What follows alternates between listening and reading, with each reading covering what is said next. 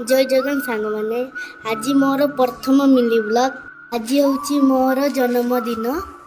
सकाळ उठी मु गाधेई शिव मंदिर जाइथिली।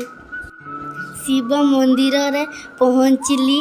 आज सोमवार है मंदिर रे भीड़ नथिला। प्रथमे मु आसी पहुँचली। शिव मंदिर को किए आसीच किए देखिच कमेंट रे कहिबे तो। यदि एते बाट भिडियोटी देखिचंती लाइक कमेंट शेयर निश्चय करंतु। आमर कट बापा मु पोखरी को गले से पिलाटी बहुत बदमाश थिला। पोखरी गड़ा हाथ धोई आसी मंदिर को आसी आमर कट बापा मु घंटी बजाइले। एठी लोक माने फल काटुथिले।